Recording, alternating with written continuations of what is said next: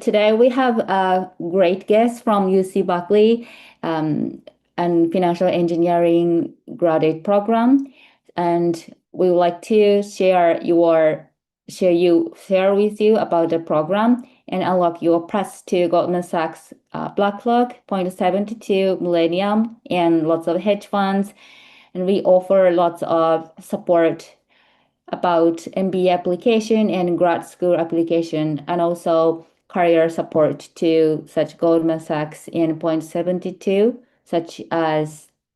such great financial institutes. So Alpha has founded about 17 years ago, and TJ is the CEO of Alpha. He has been supported lots of candidates to top business school and also grad school. Recently, growing number of people are coming to us for applying to financial engineering program. So today, Diane from UC Berkeley will share the program overview, also application process and career report and so on. So if you want to apply for financial engineering program or wants to consult with us about your school selection process and also your career path, please feel free to ask us for free consultation at our website. So Diane, thank you very much for your time, and we are very excited to have you here and looking forward to your presentation. Thank you, Emmy, for having me today. Hi, everyone. My name is Diane Dean. I am the Director of Admission and Marketing for the Master of Financial Engineering program here at UC Berkeley School of Business. So I'm going to talk a little bit about our program and what it is that we offer our candidates, what you would need to apply, and so forth. So we are a one-year master's program that begins in March of each year. Within the one-year program is going to be an integrated internship period. We also have a two-year option, which I'll talk a little bit about shortly. But a little bit more about our program is that the courses are taught by ladder faculty and industry professional. Courses are designed exclusively for MFE students to learn about the skills and technique that they would need to apply in the financial industry.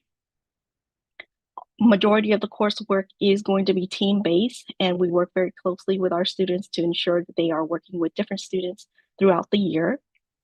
In addition to the curriculum that we have built, students have the opportunity to explore topics outside of the curriculum, such as topics that they are interested in the industry, or it could be an industry project where it is a topic that is offered to us by the employer, such as BlackRock, Citi, just to name a few, who have worked with us directly, providing topics and sharing with the students, and they work directly with the students. Throughout the year, we also offer practice seminars, which give students the opportunity to learn about the industry, what opportunities are available, and to learn. And as I mentioned, there is an integrated internship period within the one-year program. Our internship period, we have two cycles. One is in the summer timeframe, and then the second internship period, which typically is going to be between mid-October to January timeframe. Our team works directly with students on trying to help students secure these opportunities. A little bit about the two-year program is that it is very similar in the sense that the courses are going to be the same. You'll have access to the career support and all of that. However, students are going to be studying over a two-year period. They'll take a lighter workload. The other thing to note is that we don't offer visas for students who are interested in the part-time program. If you are an international candidate, you would have to study from your home country remotely. Of course, depending on what the visa options are, you can probably come visit every now and then if you want to come in person to connect with the team or your classmates. So that's the main difference. More about our career services. We have a proven track record of helping our students in internship full-time, and then also helping them with other aspects of their career support, such as salary negotiation, resume workshop, cover letters, and all of that. This is the salary information that you can see on here for the class that graduated in 2024. For the 2025, the data will not be available until sometime in end of August of this year, as we are still collecting data from our students and verifying the information. If you want to see more, you can definitely check out our website. We try to update it as best as possible, as regularly as possible when new information becomes available. Here are some other resources that we offer when it comes to career services. In addition to working with students on the resume, cover letters, workshops, and sessions, we have a dedicated resume book and job posting website that only opportunities available where the employer, we work directly with them. We have a vast network of employers, alumni who continue to hire from our program.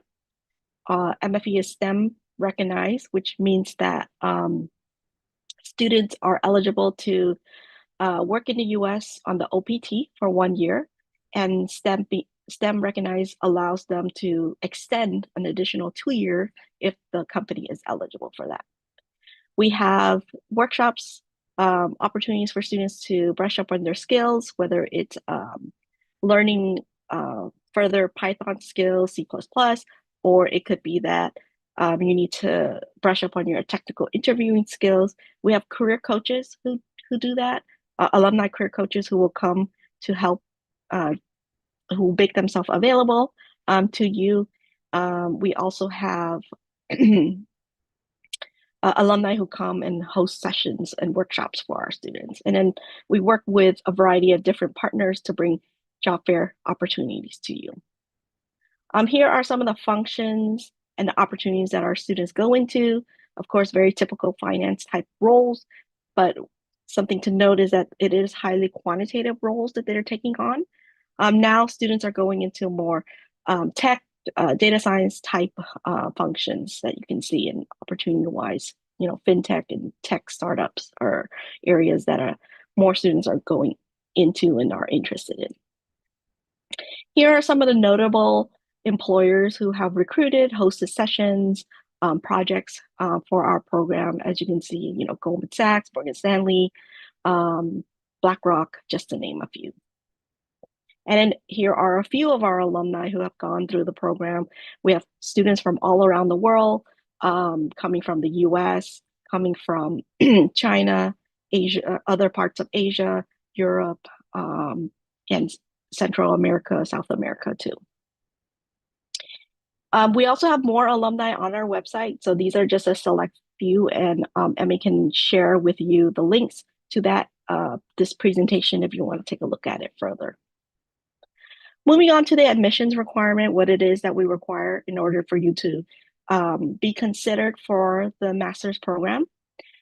You will need to have at least a bachelor's degree that is equivalent to the US 4-year degree. So each country will have its own set of minimum requirements. So if you're coming from Japan, for instance, it will be a 4-year bachelor's degree that is equivalent to the US.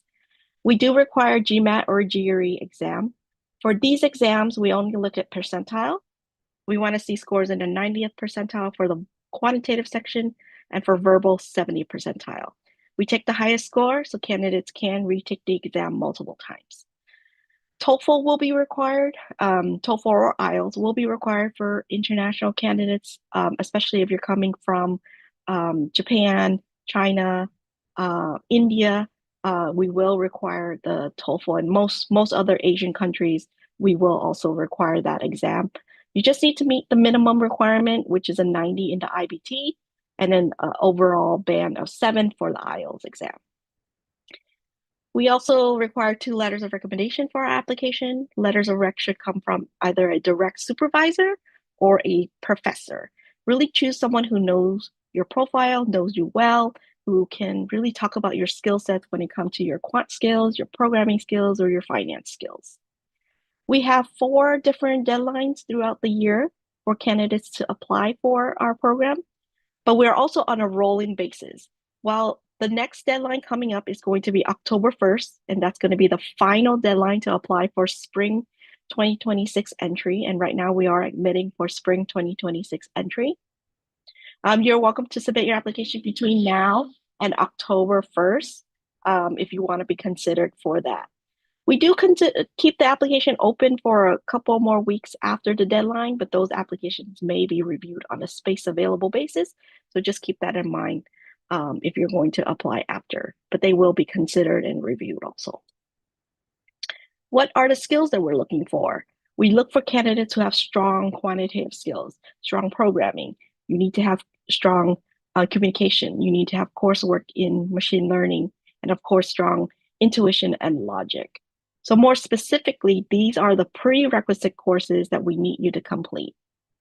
In most cases, many of our candidates will need to complete at least a couple of courses, if not more, during their time that they apply to the program. So don't be worried if you have to take a few courses.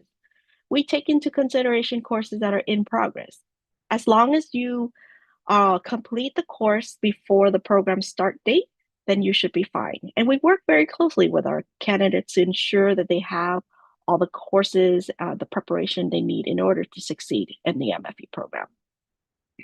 Some prerequisite courses to pay attention to includes partial differential equations, numerical analysis.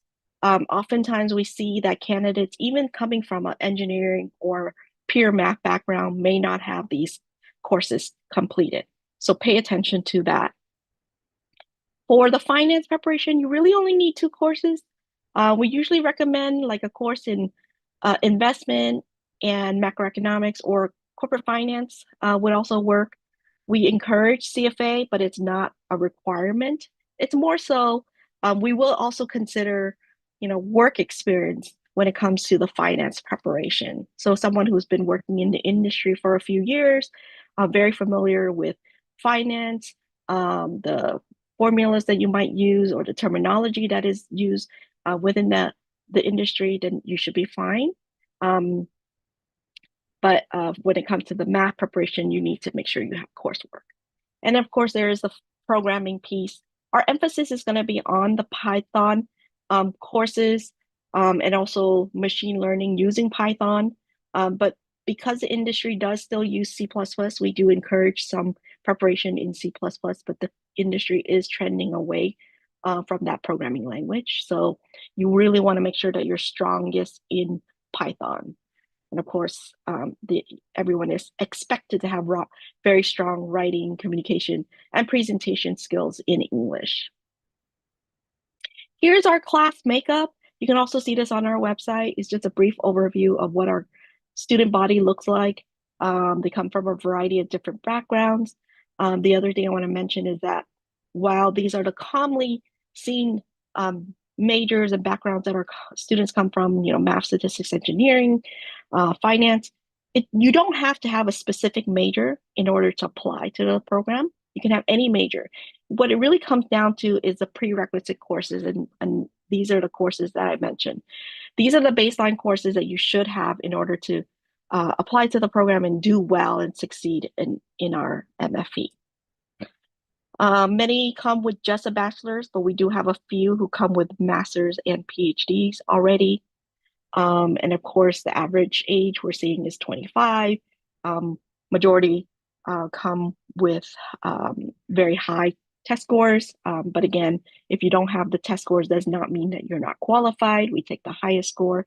We've definitely admitted students whose scores are below what we would like to see. And of course, we have students who are coming from all around the world. Some financial aid information for international candidates. Majority of our students will pay or fund their degree through loans. And we have a loan option that allows students to borrow up to $60,000. And you don't need a cosigner here in the US in order to apply for that loan.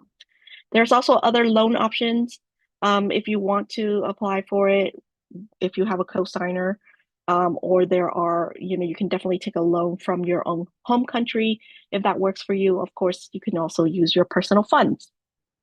In addition to loan opportunities, there are a few scholarships available. A couple of the notable scholarships are the merit-based scholarships. Those you do not need to apply for. All candidates will be considered, and if you are eligible or the committee would like to offer you the scholarship, you will receive that at the time of your admissions offer.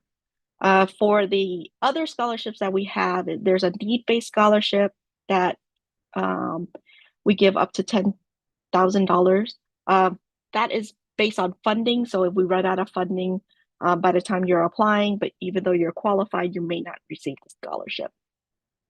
And then there are some donor scholarship available where our donors, finance professionals or alumni who have donated to the program to fund some scholarships for students. But these are really small, would not be able to cover the full cost of tuition. Any scholarship we offer is just going to cover maybe a partial tuition or maybe just like books or something like that. It's not going to cover the full cost. So you really want to pay attention to what loan opportunities are available, what funding you might have. And of course, there's also private scholarships that you're welcome to apply to from either your home country or whatever opportunities are available that we list on our website, and you're welcome to check those out. No guarantee there, but we do encourage it. One organization that we work with closely is the Financial Women of San Francisco. This is a scholarship that is available where students who are interested in going into the finance field can apply for it, but you will be competing with other schools in the Bay Area who students in the Bay Area who are also interested in applying for that too. But that's just one that I can think of right now that we partner with. All right, moving on. Here's a brief glimpse of what our curriculum looks like during the year. As I mentioned, we are a March start program as of currently, and then you will go through the program. The courses in the spring and summer are all required courses, and then the courses in the fall and winter, we offer elective opportunities, but there will also be at least one core course. The internship, as I mentioned, it takes place either during the summer or during the fall timeframe. Students who do obtain a internship during the summer will have to take classes while on their internship, even if the internship is on site. And we work with our students on that closely to ensure that they are able to manage the coursework while doing their internship. Moving on to this career student services, some of the resources that we offer to our students throughout the year includes, we have a week orientation. We host a variety of events and activities throughout the year so the students can get to know each other. All of our students are part of the Financial Engineering Student Association, which gives students the opportunity to participate and voice their opinions and concerns and how they want the program to go. Whether it's career aspects, courses, or social activities. Students will either have a board role where they are an officer working directly with the program office, or they have a committee member role where they work directly with a different VP of the FISA organization. We also have the Women's Leadership Initiative group where all of our women are included in that. Events hosted for this group are open to all students, so we don't exclude any students out of it, but these are designed specifically for women who want to advance their career in the field of finance. And of course, this is a network that's going to last you your entire life. So all students I've known alumni throughout the year who keep in touch with their classmates till this day. So it's a great network that you'll have after completing the program. Some resources other services that we offer to our students include a high frequency trading lab. We have a dedicated lab space for students to study, to do their research. We have dedicated Bloomberg terminals. I think on campus there are four dedicated to MFE students and a total of 12 on campus, which students are all eligible to use all terminals that are available. In addition to that, we have a variety of financial databases, statistical and analytical software packages, and financial data that you can utilize during your time in the program for research or coursework. If data is not available and you need it for your research and it's important, the program will support that if there is funding available to support that. All right, and then I'm coming to the conclusion of the presentation here, where I have resources available to you, where you can better prepare for courses, recommended readings that you can consider. And then if there's questions and concerns that we didn't answer today, you're welcome to send us an email or give us a call. We're very responsive. We try to get back to candidates within 24 to 48 hours. Once you've been admitted into the program, we work very closely with our candidates. We ensure their preparation. We ensure they're prepared, whether it's for their academics or for their career success. It's something that we are very dedicated to, and we have worked very closely and throughout the years. And unlike many of the other programs out there, we do work very closely to ensure that you are prepared for the program. One other thing I want to mention on here is that we do offer some pre-program courses. The pre-program courses are courses that we have designed for our students coming into the program to better prepare them. These courses are offered outside of the curriculum and takes place just before classes begin. Typically, we offer them from December to February. International students usually take them online. Even the basic students will take them online too, but it's live sessions that students view, and then there's dedicated teaching assistants to help you with assignments as needed. Of course, the instructor are also available to students. And we have 3 specific courses, one in math, statistics, and Python, to better refresh students' skills. These courses are also open to anybody who is interested in exploring and learning more about what the industry has to offer and how you can better apply those skills. It's a great way to determine whether going into the MFB is the right path for you. So we've seen people take 1 or 2 courses or industry professionals who are just looking to refresh their skills. So at this time, I'm happy to take questions, whatever questions you might have about the program. I've, again, shared the links to the presentation and then a few links on how to reach out to us, our resources. So feel free to check that out. Yeah, thank you. Thank you very much for the very informative presentation. And before I move to Q&A session with the audience, I have a question. I have a few questions I'd like to ask about the program and also curriculum and the career outcome. So the first one about the curriculum. So could you provide an overview of the program? Specifically, are there any courses that all students must take, like core course, and there are elective course available to tailor the program to individual interests? Yeah, so as I mentioned here, this is our curriculum. This is just a brief overview of our curriculum. Courses that are offered in the spring from March to May, and courses offered in the summer from June to August are all core courses. These are the baseline courses, and each term, typically students take anywhere between 3 to 4 courses in a term. Our term runs for 8 weeks long, with a 9th week final, and oftentimes there is a break between each term. So if you look at the spring term, you'll see that the core courses are investment and derivatives, empirical methods in finance, and stochastic calculus with asset pricing applications. And then in the summer, we have derivatives, quant methods, fixed income markets, and financial data science. In the fall, there's one course, which is the financial institution and risk management, and the electives follow. The electives, there are some that are geared towards, finance-oriented courses in areas of interest. And then now we are adding more data science, machine learning type courses, which you can see here, the control, action, reinforcement learning, and then unsupervised learning, generative AI, and casualty. Those are like data science type courses, but the title can change year to year for that.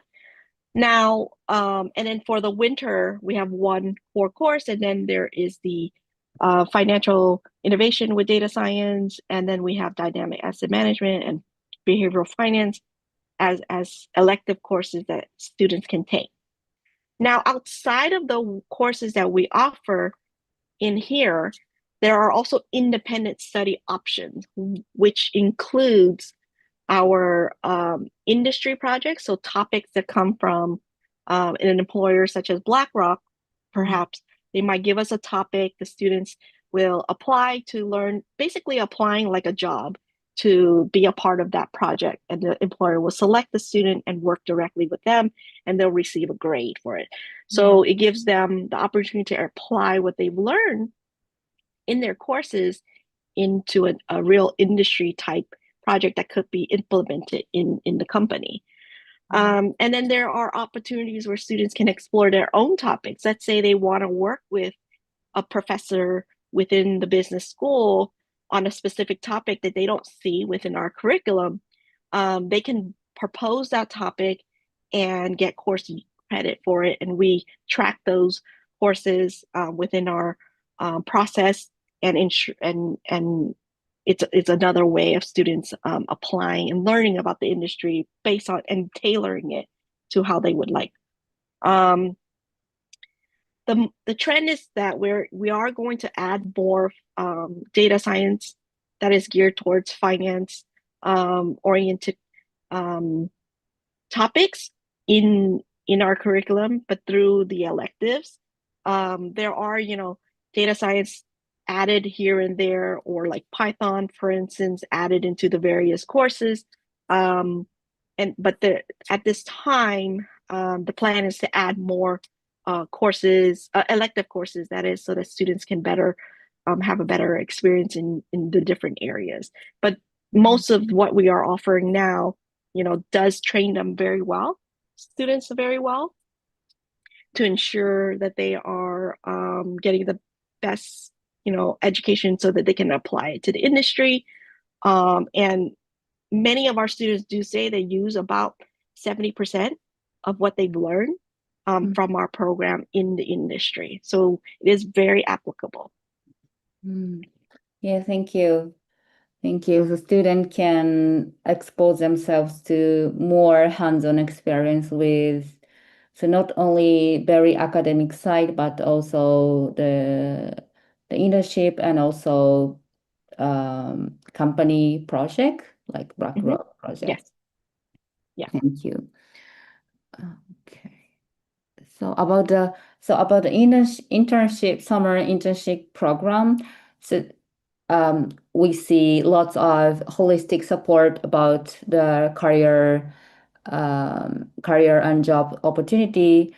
But what specific support does the program provide for finding internship, for reference network, or some, I don't know, for example, like the company list student apply for internship and so on?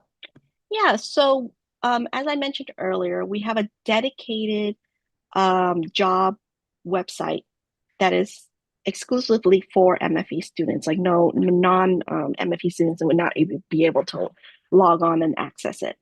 We have a vast network of employer database in our system.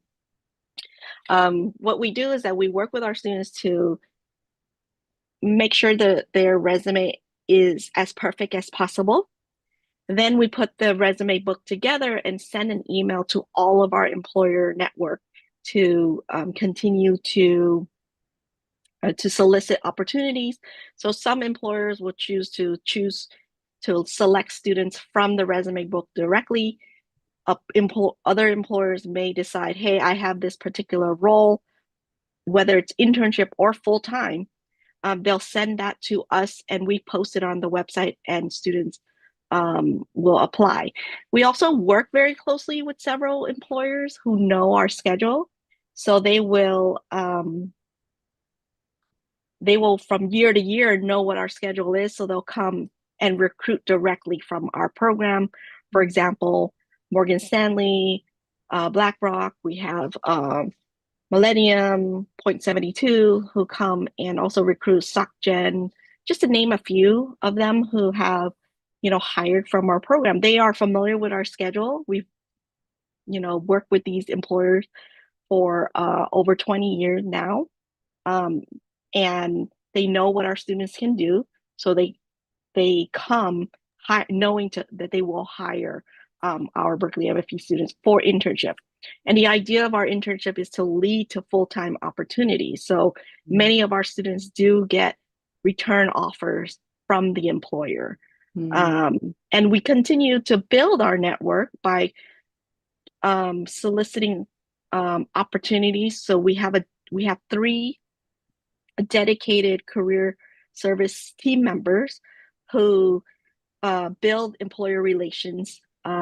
So we may have a contact, at BlackRock, but for which department? Maybe we only have contact for one department. So they'll go out and try to find more contacts to try to get opportunities for our students, because each group may have different hiring needs. The other thing that they do, that our career service team does, is that they go out and find, they'll source opportunity online that might be posted. They'll see like a opportunity that makes sense for our students. Instead of just posting that link to our students to apply, we'll do that. And then we'll try to find a contact at that particular company, make a direct contact, call them and try to put, our students' resume in front of them, rather than just applying through a general public link that is available to everybody. So we do have a dedicated team whose work is to, meet with employers, make new contacts, in addition to working with our alumni network. Our alumni network is also a great resource because they've gone through the program, they know what it's about, so they will come back to potentially hire. Instead of asking for money from our alumni, we typically ask them for jobs and opportunities to, further enhance our set of career opportunities for our students. Oh, fantastic. Thank you. So not only support like student side, but also work closely with the company, like doing network and direct contact, and also alumni network.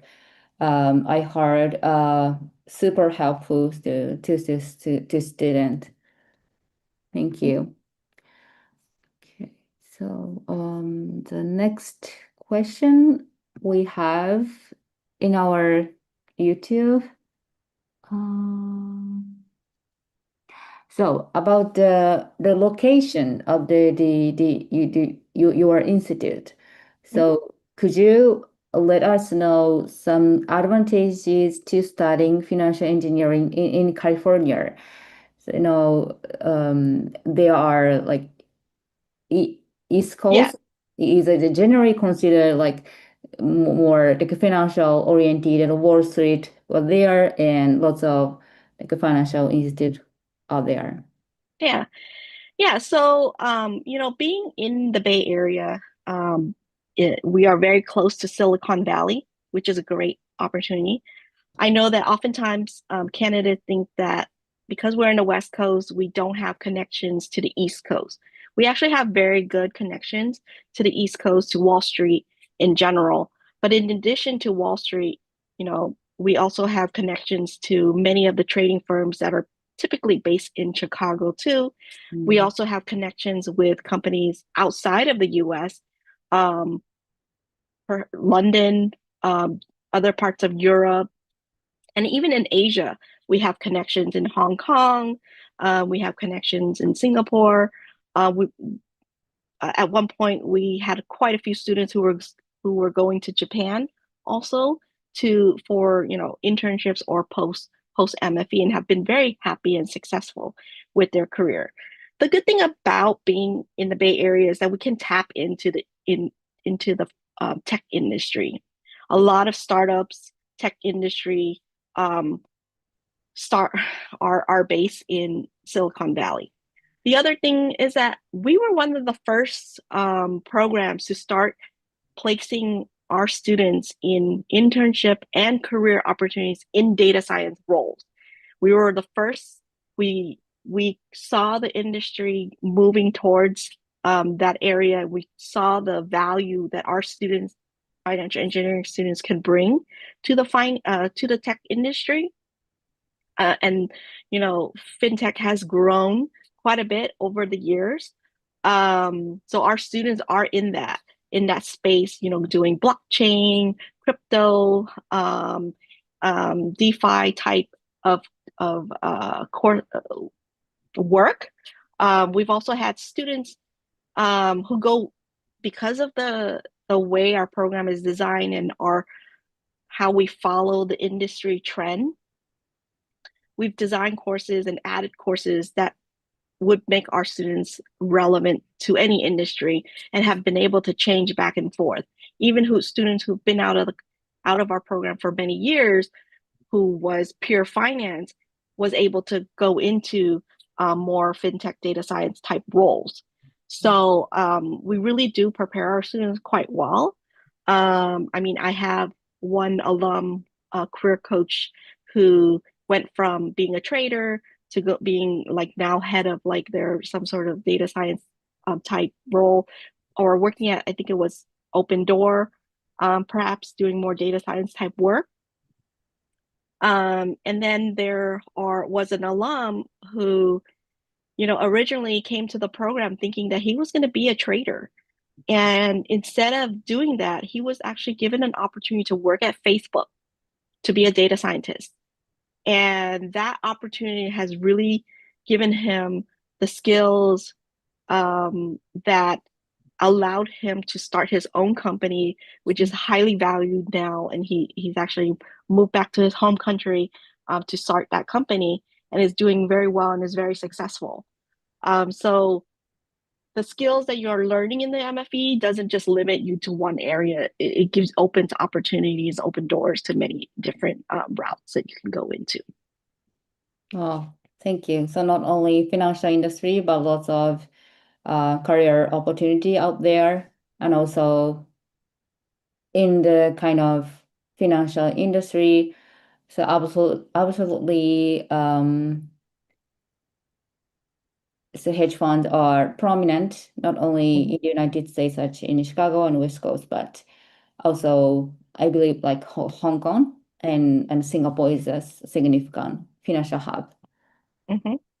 Thank you. So the next question is about the prerequisite to the application.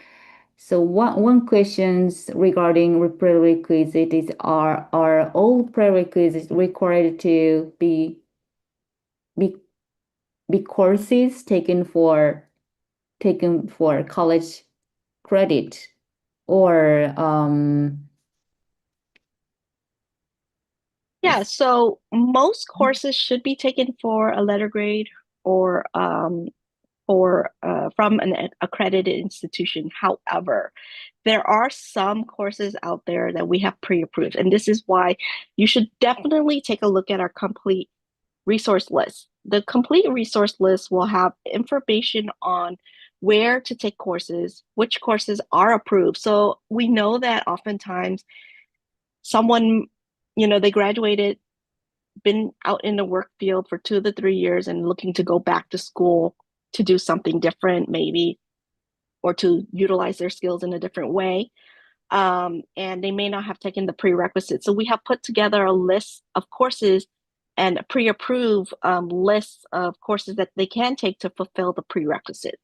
So I would highly encourage anybody interested to really click on that link, and it will give you information on, what resources we have put together already. These are all vetted. Of course, we don't look at these links every day. So sometimes a course may not be offered anymore, or we added the course a couple of years back, but now they're not being offered anymore because it was not popular, for instance. If you ever encounter something like that, you're welcome to email us. Our team is very responsive about getting back to candidates. If we find that it is not working anymore, we'll find a different course that we'll post on there that candidates can take.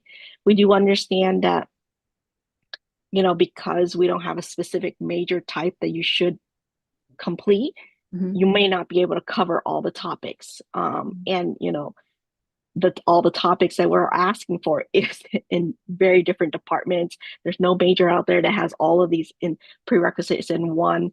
I know that some schools now are offering like financial engineering, gearing students towards a master's or the industry. But they may not cover all the courses that we're looking for. At this time, these are the prerequisites that we want students to prepare for. So, when it comes to math, oftentimes an accredited institution course is going to be much better for you. But for programming and finance, those courses can be learned anywhere. It's not about learning just the topics, but it's being able to apply it, especially with programming. You can't just like take a course and, okay, now I'm an expert at coding in Python, for instance. It takes a lot of practice. It takes a lot of understanding. And this is why we often say when it comes to programming, you should really have a lot more than just a couple of courses. You really have to have like projects that you've done. How have you applied those skills? And then for finance, again, if you worked in the industry for a few years, you probably are familiar with that. And it could be you don't have to actually take courses. The CFA is another great route to learn finance too, where you can just take an examination, and you learn a lot through the CFA. Thank you. So you see the way more like hands-on experience and more fundamental skill for the programming compared to like math or very solid academic courses. Right. Thank you. So about the admission process, I'm interested in the admission criteria. I understand the admission process is holistic, but what specific aspect do you prioritize in the personal statement, recommendation letters, in resume, any other interpersonal skill or very hard skill in the application? Yeah, this is a great question. We get this a lot where candidates often ask, okay, what's, what what do we put the most weight on? And we actually don't weight anything, you get a point here and a point there. No, it's a very holistic review process. The committee will look at all aspects of the candidate's profile, and not having like everything perfect doesn't mean that you're not a good, viable candidate for our program. Because the committee takes into consideration, the test scores, the GPA, the prerequisite preparation. What did your rec letter say? Are they just saying, wow, this person did great in the course, they got an A? Or are they talking more about this student worked on this, Python project, building out, modeling certain things, for instance? That's a much more, better letter of recommendation than someone just saying, okay, this person did well in this course. The same goes for if you're going to choose a supervisor, right? If the supervisor didn't really see what you did and how you contributed to the team, it's not going to be very helpful for us. And it's like, oh, this person was a great employee. It's not very helpful. We want to see like what can they do. And then there are other aspects of the application that we do consider too, such as the video essay. There are essay questions that are taken into consideration, but the essay questions are not designed to be difficult. Like the main essay question is, why do you want to be why do you want to do a financial engineering degree? Like that's our very basic um, question that we ask everyone. Sometimes the essay questions are not really trying to get to like whether, you know, you're going to do something fantastic after an MFE or something like that, or the MFE is going to help your career, but it's more so like, how did you write that essay? Did you was it well written? Did you really explain yourself? And then there's also supplemental essays that are optional if candidates want to answer those to share more about themselves and them as an individual. They're welcome to do so, but again, not required at all. Um, so the committee is going to take everything into account. There's not going to be one thing that's going to be like, yes, this is it. I want to admit this candidate. Of course, strong academics, strong preparation in the prerequisite is going to be a plus, but it doesn't necessarily mean that you're going to be admitted. We've definitely admitted people whose GPA is not the highest score. We definitely admitted people who did have the highest GPA and scores, but maybe missing some experience or prerequisite. So it's a balance. It's hard to say like this is going to get you in or that's going to get you in. You want to be well rounded. So those are aspects the committee is going to pay attention to when they're reviewing the profile. Thank you. Yeah, thank you for the very detailed admission process. And yeah, actually, some candidates ask for us, should I get some very highest GPA? But the real is the very holistic review, not only GPA and academic achievement, but also the personal statement and who you are in the statements. Mm-hmm. Yeah. Thank you. And so this is a final question for about the financial aid. So either the school loan, I think maximum $60,000. So Mm-hmm. that's loans separate from loans offered um, by financial loan company like Prodigy or Empower. Yeah, so I'm not too familiar with the loan process itself, but this particular loan that is up to $60,000 is a loan that does not require you to have a cosigner. Mhm. If there are other loan opportunities where you can borrow more if you have a cosigner. So yes, candidates can definitely look into that. I would encourage taking a look at the financial aid section of the website, and it will have some details on there on what they can do in terms of the loans. And then I think there are some private scholarship opportunities that if anyone wants to apply to that. And again, if your home country is going to offer you a loan at a better rate, you can consider that too. Um, Mm. Definitely, we have students from India and I think France, where they borrow from their own, country, and knowing that uh, you know, obviously the bank is going to assess how, if you would pay back or not. That's something that the students can arrange on their own. Mhm. For us, we don't really, our program office doesn't handle the actual loan itself. We have a team, a financial aid office team who's dedicated to helping students answer those questions. And then for international students, they have to prove that they have the funding available. So you may have to have a loan letter that says, okay, you have the funding to study here in the US for them to issue the visa. So that's something to keep in mind too as the student is applying for funding to complete to fund their degree. Something that I uh, could say is that many of our students who do take out loans do pay back their loan very quickly, especially Mm. the ones who take the loan through our program. We rarely have students default on the loans. You want to keep in mind that if you're going to default on loan that you borrow from the US, it impacts your visa and your ability to come back to the US.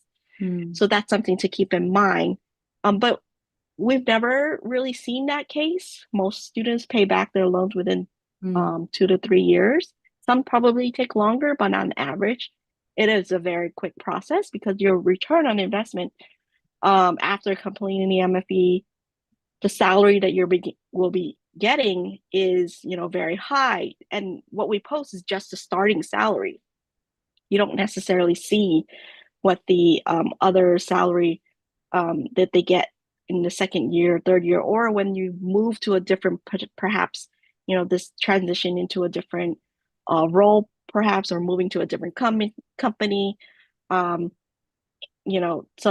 I mean, we've seen some students who retire after a few years of working in the program and transition to something completely different, doing something maybe they were not thinking that they would want to do, or maybe even starting their own company. I've seen quite a few of that now, many starting their own companies, starting their own businesses. Yeah, thank you. Yeah, thank you. Definitely the return on investment is so huge, I think, in your program. And yeah, I think the Empower and the Prodigy is private run, so the student can apply themselves to the private separate from the school offering loan without cosigner. Yeah, yeah. Okay, thank you. Thank you, or for the very insightful and detailed explanation and discussion. As a closing note, I'd like to hear any final thoughts or closing remarks from your side. Yeah, so I think for us, it's that, we will take consideration every aspect of your profile. Oftentimes, we also have application fee waiver opportunity for candidates out there if they're interested in learning more about that. Typically, if you sometimes attend one of our information session, we might offer an application fee waiver. The other thing is that if you don't get into the program, don't be discouraged. We've seen candidates reapply year after year. You might not get in the first time, maybe the second time. I've seen someone get in maybe after the fourth time of applying. It is quite competitive. There's a lot to prepare. Preparation is important, and that's something that you do want to pay attention to. So I would say it's always good to start early with your process and preparing to learn more about what it is that you need. It is a commitment. You may be committing at least a year before applying to the program. But once you get into the program, it's very fast paced. Students have, we rarely have disappointed students. And, students are usually very happy with the outcome of the program afterwards. Yeah, thank you very much. I'm so excited to know about the program more detail. And yeah, definitely the program itself is very amazing curriculum, and also career support team and admission team to support you. Thank you. So if you are interested in the financial engineering program, you want to apply for UC Berkeley financial engineering, or you have any questions in your prerequisite, please feel free to ask us about your application process, your career strategy, and so on. Thank you so much. Yeah, thank you very much for your time, and thank you for watching our YouTube videos. Okay, thank you. Bye.